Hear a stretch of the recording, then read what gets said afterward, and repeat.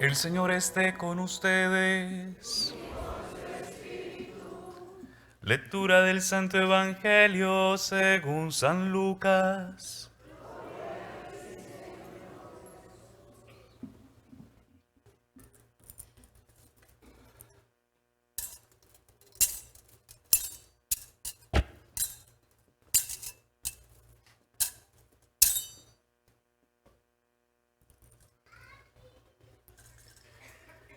En aquel tiempo se presentó ante Jesús un doctor de la ley para ponerlo a prueba y le preguntó: Maestro, ¿qué debo hacer para conseguir la vida eterna?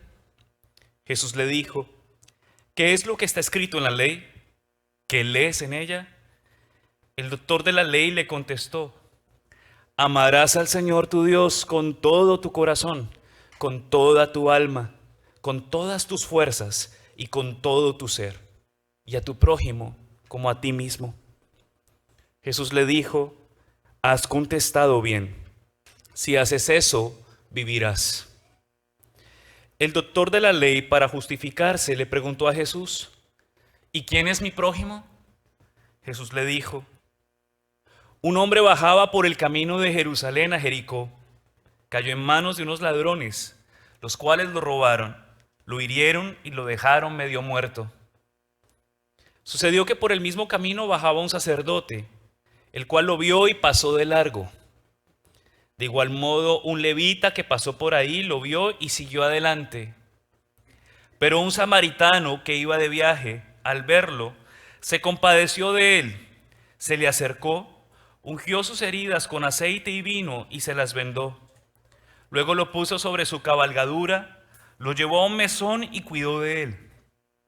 Al día siguiente sacó 2 denarios, se los dio al dueño del mesón y le dijo: Cuida de él y lo que gastes de más te lo pagaré a mi regreso. ¿Cuál de estos 3 te parece que se portó como prójimo del hombre que fue asaltado por los ladrones? El doctor de la ley le respondió: El que tuvo compasión de él. Entonces Jesús le dijo: Anda y haz tú lo mismo. Palabra del Señor.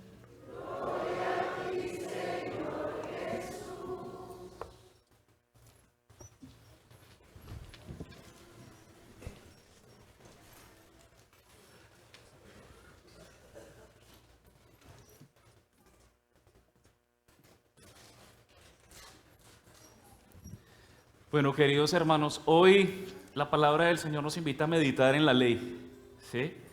Toda institución tiene leyes, toda institución tiene normas. Y es importante que las tenga porque las normas le dan orden a las cosas, ¿no es cierto?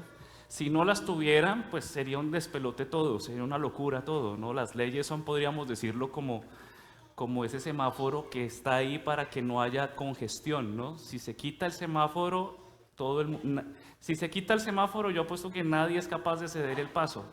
Por eso necesitamos muchas veces esos referentes que nos den el orden, ¿no?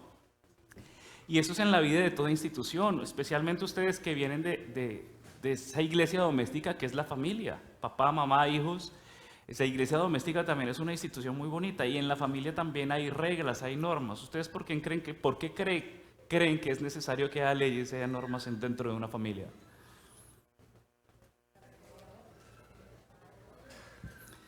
Y muchas veces esas leyes o muchas veces esas normas, ¿sí? Aunque sabemos que son buenas, dan orden, muchas veces eso que conviene no es muchas veces, valga la redundancia, lo que nos vaya a agradar, ¿no?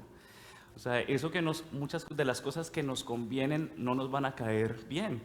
Ustedes como padres, cuando les dicen cosas a sus hijos y les llaman la atención por algo, pues sus hijos no se van felices saltando de una pata a la habitación diciéndole gracias, ¿no? Sino muchas veces ustedes tienen que soportar la mala cara, de pronto el gesto, la expresión fuerte. Y me atrevo a decir que a veces los papás, ustedes como papás, sufren más los castigos, sufren más los regaños que sus propios hijos, ¿sí o no? Uno lo sufre. ¿Por qué? Porque uno quisiera ser amigo de los hijos, ¿no es cierto? Y uno quisiera ser amigo de ellos y como que ser, pero no se puede ser en todo momento como cool, ¿no? Sí, porque Porque si no, entonces no va a haber de pronto ese referente. El líder, la persona que es líder, que es cabeza, que es responsable, muchas veces tiene que indicar el camino. Por ahí no es. Le guste o no le guste, pero por ahí no es, ¿no? Entonces por eso a uno le duele, porque uno quisiera que si uno llama, uno quisiera que cuando uno sugiere algo, cuando uno dice algo, pues la gente le respondiera a uno, gracias. Qué rico, qué bendición, sígame regañando, que para eso usted está, ¿no? No lo vamos a encontrar así, ¿no? No lo vamos a encontrar así. Por eso, por eso a ti te duele más, ¿no? Te duele más. Hijos, piensa en eso. Hijos, los que están acá, piensen que a los adultos les duele más muchas veces tener que corregirlos, ¿sí? A los adultos les duele más, ¿no? Tener que decirle las cosas, porque uno quisiera no decir, uno quisiera no, que todo fuera así como suavecito, ¿no? Como fácil, pero a veces si no hablas tú, no va a hablar nadie. Tú eres como institución, cabeza, tienes que hablarlo, tienes que hacerlo, ¿sí? El Señor, Dios es nuestra cabeza principal y nos ha dado una ley que no es una ley que nos sofoca y que nos angustia o que nos pone un peso. Muchas veces nosotros hacemos de las leyes un peso. Hacemos de las leyes un peso cuando no vivimos en la libertad, ¿no es cierto? Cuando no la vivimos desde el Espíritu. Entonces nos pone una ley que es una ley muy bonita, es la ley del amor. Dios a todos nos ha dado la capacidad de amar. Dios a todos nos ha dado la capacidad de poder ir al encuentro del otro. Lo que pasa es que para poder desarrollar ese don hay que ejercitarlo. Y eso es lo que muchas veces no hacemos. Lo que no se ejercita se atrofia. Y entonces cuando no ejercitamos el amor, la caridad, eso se atrofia, difícilmente nos vamos soltando, difícilmente nuestro corazón se va abriendo, ¿no? Y el corazón se va encalleciendo, se va endureciendo cuando no se ejercita, ¿no? Pero Dios nos ha dado la capacidad a todos, absolutamente a todos. Si hay un carisma que Dios le ha dado al hombre, es eso, el poder amar. Católicos, no católicos, creyentes, no creyentes, buenos, malos, a todos nos ha dado la capacidad de ¿qué? De amar. Y eso es una vocación. Esa ley está inscrita en el corazón, eso está allí. Pero esa ley que está inscrita en el corazón puede ser algo que tú agradeces, como puede ser algo que a ti te cuesta muchísimo, ¿no es cierto? O sea, uno puede decir, como ustedes me lo han escuchado hablar muchas veces también, uno puede decir, o sea, amar a Dios sobre todas las cosas, pues amar a Dios, ¿no? De hecho ya es algo que no nos cuesta porque sabemos que estamos aquí por Dios, ¿no es cierto? Estamos aquí por Él, sabemos que Dios nos bendice, sabemos que Dios escucha nuestras súplicas, sabemos que Dios nos fortalece. Pero el mandamiento completo es no solamente amar a Dios. Sí lo sabían, ¿no? El mandamiento completo no es solamente amar a Dios, sino al prójimo como a sí mismo. Y ahí es donde uno dice, ahí es donde muchas veces, yo les confieso, donde muchas veces le digo a Dios como que, ¿pero por qué? ¿Sí? Al prójimo como a sí mismo, porque hay prójimos que son muy especiales, ¿sí? Hay prójimos que son muy especiales, hay prójimos que son una maravilla, usted los quiere, los abraza, mejor dicho, les sirve de todo, pero hay otros que les cuesta, que cuestan, ¿no es cierto? A todos nos cuesta siempre un prójimo, piensa en ese prójimo que le cuesta. Y usted dice, Dios mío, a ese es el que tengo que amar, y a ese que tengo que amar me exige tener actos heroicos, o sea, hacer actos heroicos, por ejemplo, el saludarlo, el recibirlo, el sonreírle, el decirle buenos días, ¿cómo está? ¿Cómo le ha ido? ¿No es cierto? Esas cosas que son muy pequeñas, elementales y simples, para aquellos prójimos que nos cuestan, se vuelven cargas muy pesadas. O sea, hay personas que te generan la griera. Y entonces uno dice, Dios mío, pero bueno, Señor, amarte a ti sobre todas las cosas, y acuérdate siempre cuando lo veas a ese prójimo y al prójimo como a ti mismo, porque si yo soy capaz de amar al otro, ¿sí? Sé que me voy a poder amar a mí mismo también, sé que me amo a mí mismo, y me amo a mí mismo porque no estoy cargando con cargas inútiles, ¿no? Con cosas que de pronto me están a mí atormentando, viviendo. A veces hay que soltar también a esos prójimos, ¿no? Hay que soltarlos porque a veces los tenemos aquí. Entonces no vivimos en función de. Entonces, y preciso cuando usted vive en función de, se lo encuentra en toda parte. Se los encuentra. Lo que no se asume, no se redime. Cuando tú no asumes las cosas, ¿Ustedes no les ha pasado que cuando uno no asume las cosas, cuando uno más las rechaza, más la vida se las pone aquí y se las pone y se las pone y usted dice, pero ¿qué hice para merecerme esto? ¿Por qué? Porque uno no ha aceptado todavía. Cuando uno empieza a aceptar, las cosas se van por sí solas, las cosas se van. Y eso Dios nos da la capacidad a todos, absolutamente a todos, ¿no? Ustedes muchos dirán, padre, usted lo dice porque usted es padre, usted se tiene que aguantar todo, no, no crean. No crean, no crean que uno a veces, a uno a veces se le olvida que el Señor es misericordioso con uno y le recuerda, acuérdate que tú eres padre, acuérdate que tú eres. Pero a veces uno también se le quiere salir el apellido. Somos humanos, uno también a veces, o sea, uno patina, ¿no? Uno patina, ¿sí?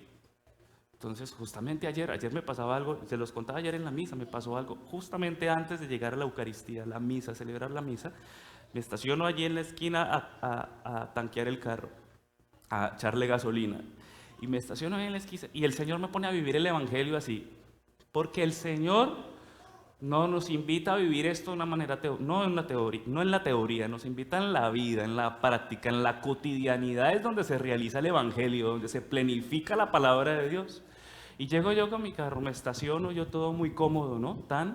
Y esto y lo otro, llega un homeless, un mendigo, un moreno, y aparte de todo eso llega fumando, o sea, en la estación de gasolina, o sea, llega fumando. Y llega así, y entonces empieza a hablarme, y yo, a mí, pues me incomodo, sobre todo que a mí me incomoda mucho el olor del cigarrillo, y de una vez como que, pues les confieso, ¿no? Y como que yo decía, y ahora viene a pedir plata, y yo no tengo plata. Esa fue esa fue la sensación, les confieso eso, ¿no? Como que, y entonces llegó y se apareció, y entonces le ayudo a tanquear y no sé qué, así sé de dónde. Y yo, no, tranquilo, no, le ayudo, y en ese le ayudo, con el cigarrillo cogió y me quemó. Entonces me quemó y yo, mi reacción fue, entonces yo casi que mejor dicho, ese pobre muchacho lo mando a Argentina. Y entonces, pero ahí es donde, por eso les confieso, ahí es donde el Señor dice, bueno, respire profundo, ¿sí? ¿Sí? Ya no vivo yo, es Cristo quien vive en mí. Eso, y entonces, pues, finalmente, pues bueno, no tuve una reacción por pura misericordia de Dios, una reacción fuerte con Él. Pero yo no había caído en cuenta de algo. Y en el momento en que metimos la manguerita de la gasolina, algo pasó, no salió gasolina. Y yo no había caído en la cuenta de algo y era que ahí estábamos corriendo peligro los dos, estaba fumando, estaba en una estación de gasolina, no se encendió. Inmediatamente él se fue y bueno, yo no le dije nada, empezó a excusarse, él empezó a excusarse porque me quemó sin querer. Y entonces empezó a excusar y entonces yo le dije, tranquilo, bueno, Dios lo bendiga. Y entonces se fue. Y entonces ahí yo quedé así como que yo decía, bueno, uno a veces no se imagina, pero uno se encuentra a Cristo desfigurado también, ¿no? Y se lo encuentra uno por todas partes, hace Cristo desfigurado, y ahí es donde uno tiene que realmente, a veces tú puedes encontrarte Cristo desfigurado que en justicia tú puedes rechazar y puedes decir y puedes regañar y puedes condenar y puedes decirle y puedes insultar en justicia porque me quemó.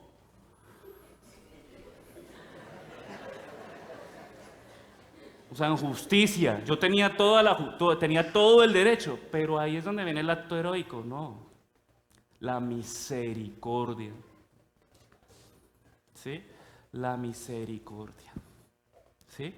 Hay cosas que no son negociables, mis queridos hermanos. La misericordia no se negocia, ¿no? O la das o no la das. Dice la palabra de Dios, porque los tibios los vomitaré. O tú eres o no eres. ¿Eres cristiano o no eres cristiano? Definitivamente, ahí es donde yo entiendo mucha gente que nos dice, pero si usted va a misa y viene peleando a la casa, a veces uno les dice, pero es que yo también soy humano. Sí, uno es humano, pero sí, créanme que la gente tiene expectativas contigo. Por el solo hecho de que tú creas, de que tú vengas, la gente sí tiene expectativas contigo. La gente te mira a ti de una manera diferente, distinta. Con uno tiene expectativas, ¿sí o no? Entonces uno dice, tú eres un referente, un referente. Entonces por más que usted quiera, o sea, ya el hecho de que usted esté aquí se metió en la grande, nos metimos en la grande.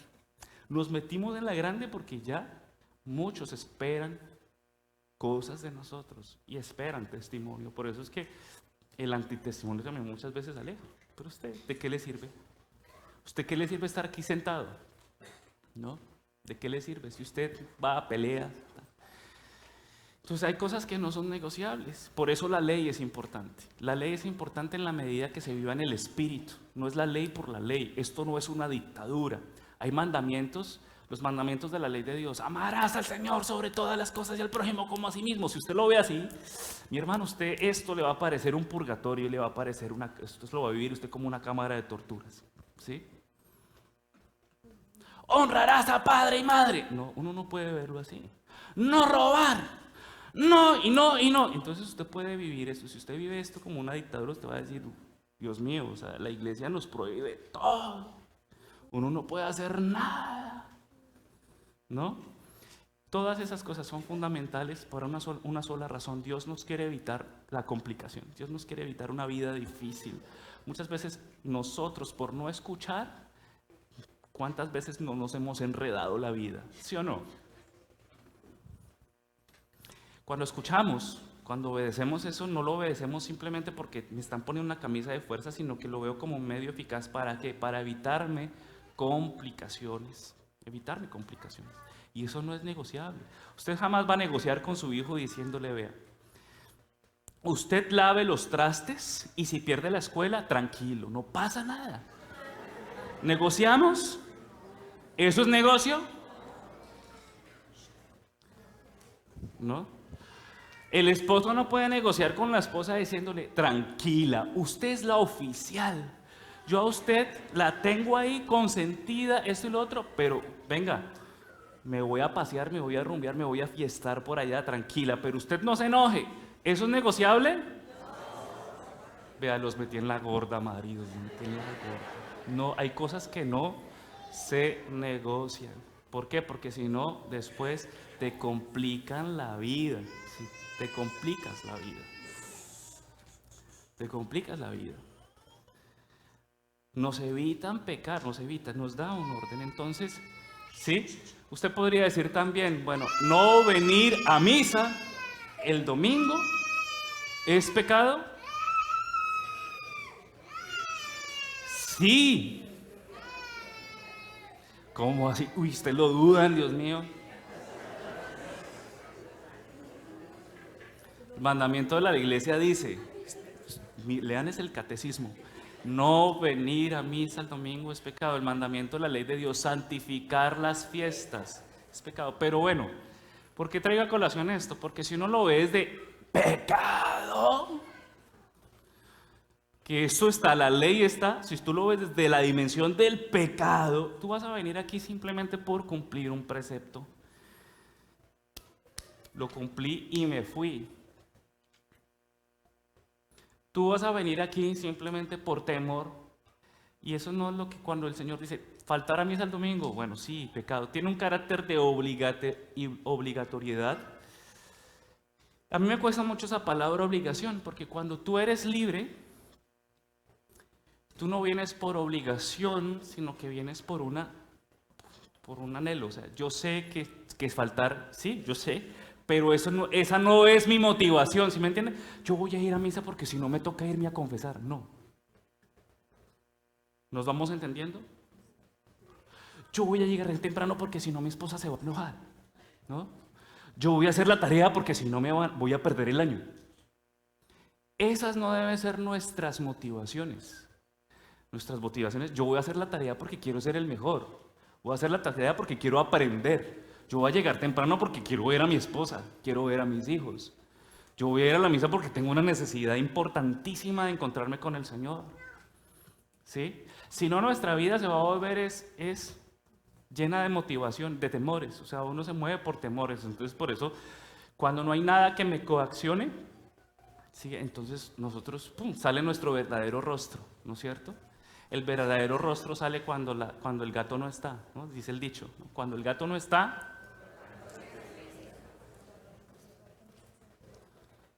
Y yo se los he dicho, ¿ustedes quieren saber quiénes son sus hijos? Déjenlos solos.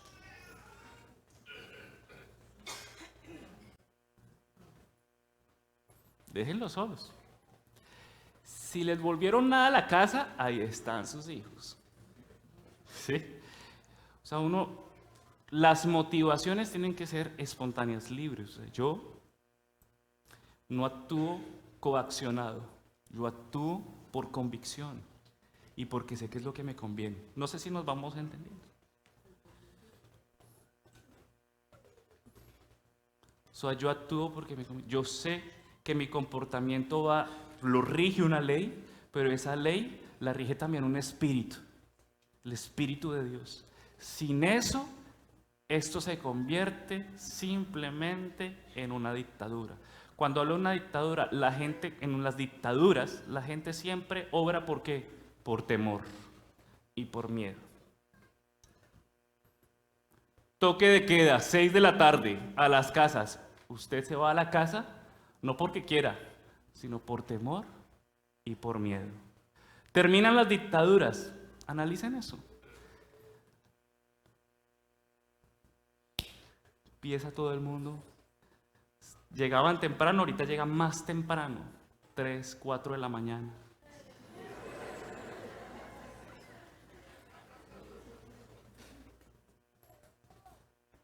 Se enloquecen, ¿no? Es por ejemplo los niños, ¿no? Usted los coge y los mantiene así en un cuadro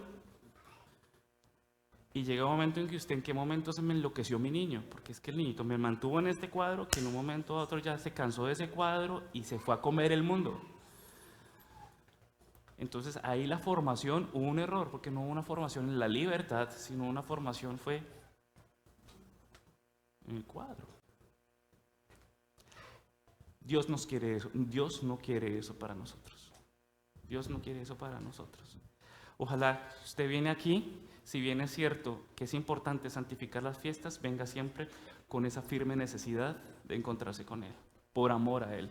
La ley, si no se vive por amor, es dictadura. Es dictadura. A uno muchas veces, una vez un amigo me preguntaba, una amiga me preguntaba, me decía, oiga Diego, ¿a ustedes les prohíben bailar? ¿A ustedes les prohíben esto? Miren, yo les puedo decir una cosa, a mí en estos 18 años de vida religiosa, nunca me han prohibido nada, o sea, a mí nunca me han dicho, usted no puede bailar, usted no puede hacer esto, usted no puede hacer tal cosa, usted no puede, a mí nunca me han prohibido nada, porque saben una cosa, si hay algo que yo tengo la firme convicción es que todo lo que Dios ha hecho bueno, todo lo que Dios ha hecho es bueno, es buenísimo, buenísimo, ¿sí? Pero lo que Dios sí nos ha dado a todos nosotros para poder administrar bien eso que Dios ha hecho bueno es la voluntad. Y también uno saber en qué momento tiene que parar. ¿Sí? Mi papá nos decía algo, porque mis papás, yo le di gracias a Dios porque mis papás, o sea, primero nunca me dijeron, usted tiene que ser cura, usted tiene que ser cura, usted tiene que ser cura, usted tiene que ser cura. Eso sí mi mamá rezó, yo creo, mucho, pero mi papá decía siempre algo, nos decía algo. Pero sépamelo entender, se los puedo decir, es un poco desde la intimidad familiar. Nos decía algo cuando uno le pedía permiso, es que nos invitaron a una fiesta, ¿no? Nosotros somos 3 varones y una mujer, entonces nos invitaron a una fiesta y él decía algo, tomen trago, pero no dejen que el trago se los tome a ustedes. Yo no le estoy diciendo, tomen trago, no, pero, o sea, sépanlo entender. Decía, sepan siempre medirse. Nunca pierdan la razón. Nunca pierdan la razón. Nunca se vayan a los extremos, porque los extremos les va a complicar la vida. Cierro paréntesis. Cierro paréntesis. Segunda parte de esta reflexión es Dios, y nos lo muestra en el Evangelio de hoy, Dios nos invita, hay algo que Dios ama mucho, y es un corazón abierto, ¿no?, a la necesidad, no solamente mía, sino también de los otros. Y algo que también Dios denuncia con claridad en la palabra, es la indiferencia. Miren, nosotros podemos vivir aquí, en esta iglesia, podemos vivir aquí viviendo un síndrome, el síndrome del espectador. Aquí están sentados todos ustedes escuchando al cura, escuchando, espectadores. Terminó esto, se acabó esto. Y resulta que aquí no se trata que vengan a escuchar al cura. Aquí se trata de que usted se involucre. A mí me toca hablar, pero aquí esto no se trata de que yo hable, se trata de que tú vivas. Si no, si esto se nos vuelve en un show, de escuchar al cura, miren, yo les garantizo que el próximo domingo les traigo palomitas de maíz. Si ustedes van a seguir como espectadores, pero aquí la invitación es ser protagonistas. Yo no puedo quedarme ahí sentado sin hacer nada. Y miren, yo no los estoy mandando a cambiar a hacer grandes cosas, a irse al África, a irse a hacer cosas. Miren, mi llamado principal es a no ser indiferente ante la cotidianidad y las pequeñas cosas de la vida. Allí Dios nos invita a ser héroes y héroes de la fe. Y solamente lo vamos a poder lograr en la medida en que mi corazón se disponga. Se disponga. Si usted va en el carro y usted se le atravesaron y lo primero que viene a su boca es un insulto, mi hermano, no. Si lo primero que viene a su boca es una bendición, si lo primero que viene en su actitud es ceder el paso, es dar un buenos días, es un sonreír, esos son actos heroicos, porque yo sé que no son fáciles, son actos heroicos. Si lo primero que usted viene, en la estación de gasolina se le acerca a ese indigente y que lo quema con un cigarrillo, y lo primero que su mente viene es decirle: tranquilo, Dios lo bendiga, ¿en qué le puedo ayudar, mi hermano? Eso es un acto heroico. Porque ¿qué es lo nuestro? Lo nuestro muchas veces es dar de lo nuestro. Nuestra agresividad, nuestra violencia, nosotros siempre tenemos la razón, entonces nos obstinamos muchas veces en lo que nosotros creemos que es, y lo heroico es muchas veces también eso, ¿no? Ya no vivo, ¿no? Morir a mí mismo y dejar que sea Dios quien viva en mí.